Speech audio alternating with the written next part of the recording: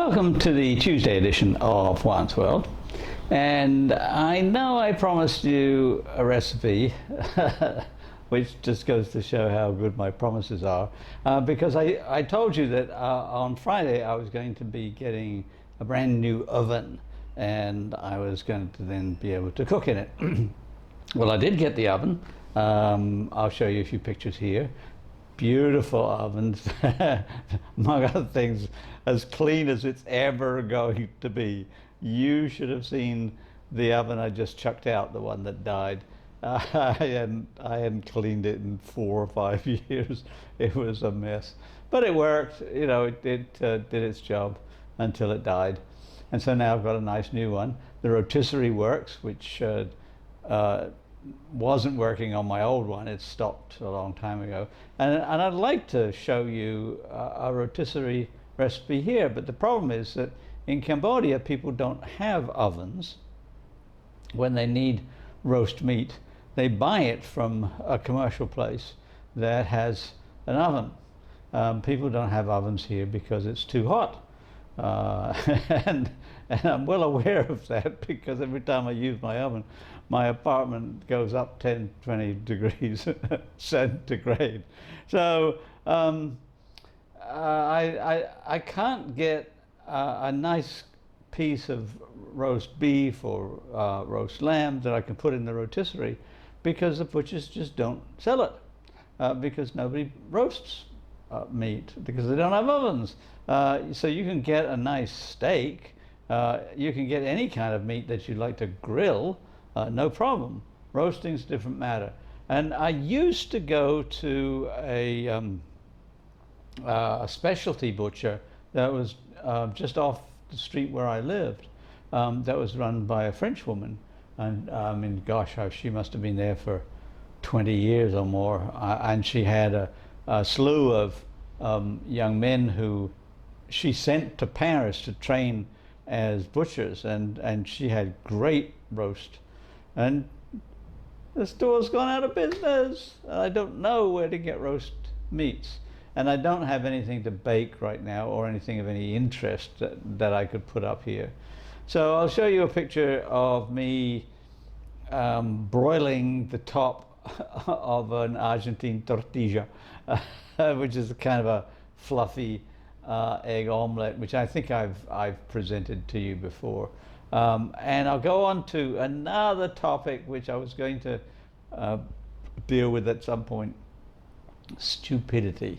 And it's just something that's been on my mind for a long time. And as it happens, today I ran into just rank stupidity, and so let's get into it.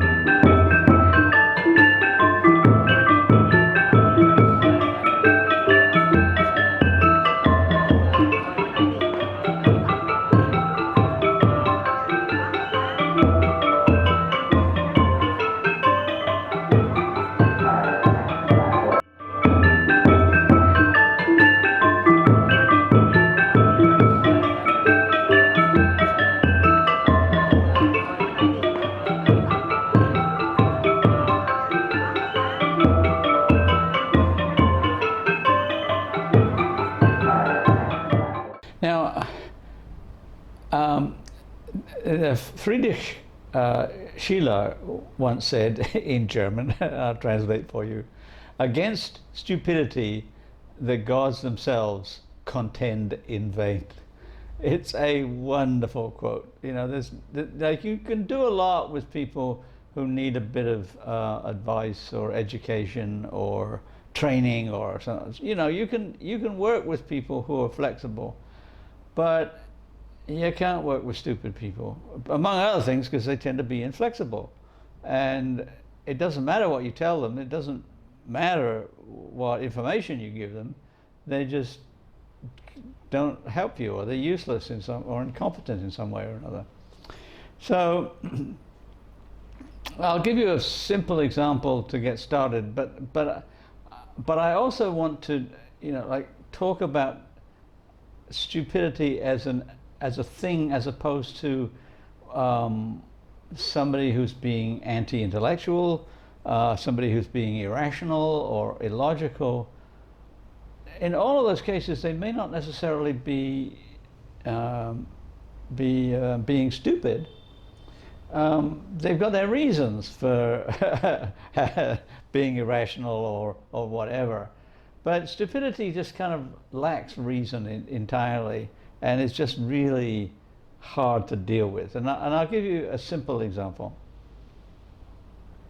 Every year I have to send a form to the Social Security Administration in Wilkes-Barre in Pennsylvania. And all it is a form that says, has any of your information changed? You know, have you been divorced? No. Married? No. Had children? No. You know, just a whole bunch of things that you say no to. You sign it, date it, send it back. The problem is that the address is a post office box number, and I wanted to send the form in the pre-addressed envelope via DHL. Now DHL last year didn't have too much of a problem. They had a little bit of a problem because it was a post office box, but they looked it up on the computer and they saw, okay, you know, it's a big, huge government enterprise. It's the PO box is probably not a box in a post office, but just some kind of delivery place. And typically the post office in the United States does not accept for delivery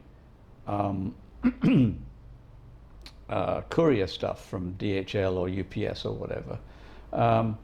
Usually what they will do, like when I used to live in New York, I'd be in the post office sometimes when you know, a FedEx courier came by and said, I've got to deliver this package to blah blah blah, and the postmaster would say, okay, he lives, you know, up the street here, turn right, second on the left, you know, whatever. I mean, like they knew each other, and I'm sure that there's something sort of analogous going on with the Social Security Administration's post office box. You know, it's just like some delivery center.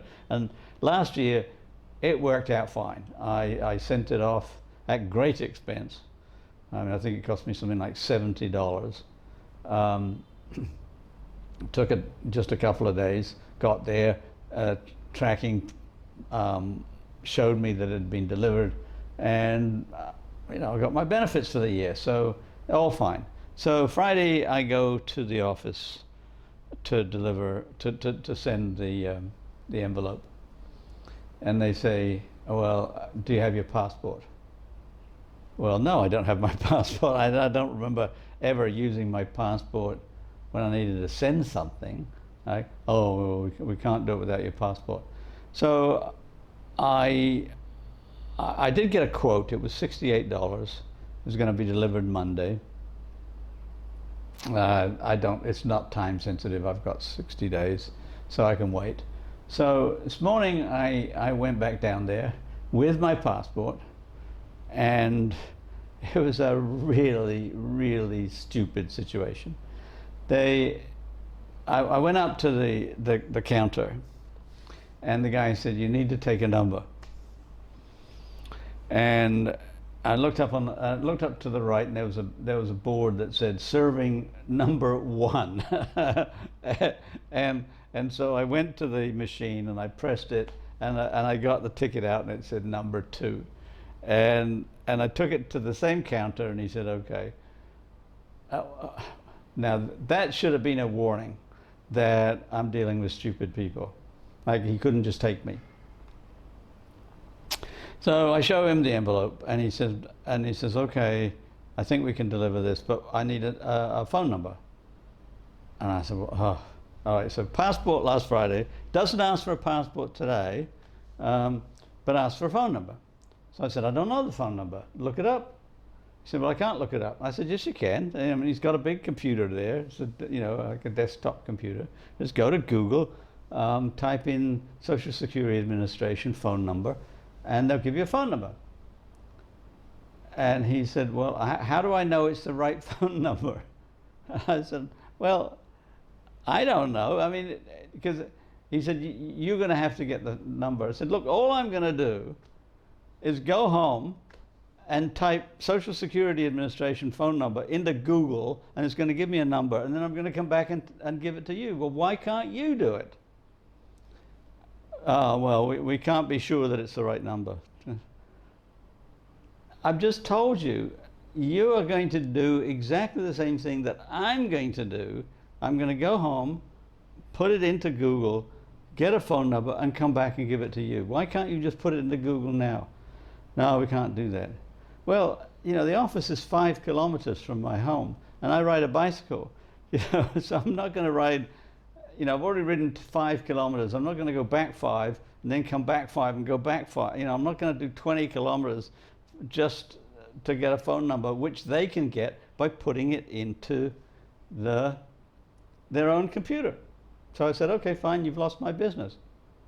Now they don't care because they're, you know, underpaid employees. And the really infuriating thing is that when you go to dhl.com or whatever their URL is, they don't have a place for contacting them, or, you know, to complain, or they don't have any of that. So that tells you something that, I mean, it tells you something about DHL as an institution. I'm not going to quite say that it's stupid. I think what it is deafness. Like, they don't want to know. They don't want to know what the problems are. They don't want to know what customers are saying about them. They don't want to know all the problems. And I spoke to 3 different men in that office today. Not one of them is going to report my problem to somebody higher up, to a supervisor, or to somewhere up the chain, either in Cambodia or you know, like a main office.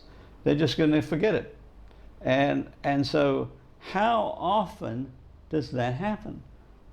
Now, I am at least tentatively go as far as to say that that overall mechanism is stupid.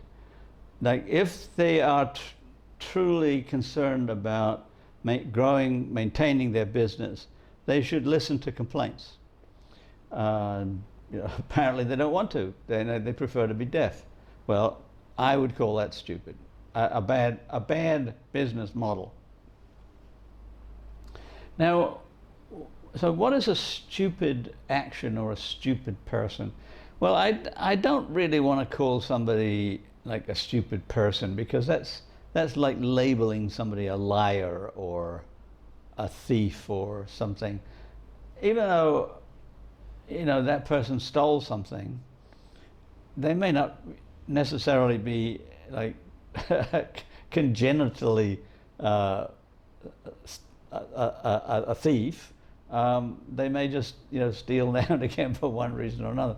Like once you put a label on somebody, as so often happens in judicial circumstances, where a person in court will get told, or the jury will get told, this person is a liar because he or she lied on this occasion and we can prove it. Well, there's a difference between lying on this occasion and being a liar. Like, because what they're saying is this person never tells the truth. And I know there are some politicians who never tell the truth, or very rarely, and you could probably call them liars. But, like, you can't call me a liar, even though I don't always tell the truth. Like, I do lie sometimes, but you can't say I'm a liar just because you can prove that I've lied on one particular occasion.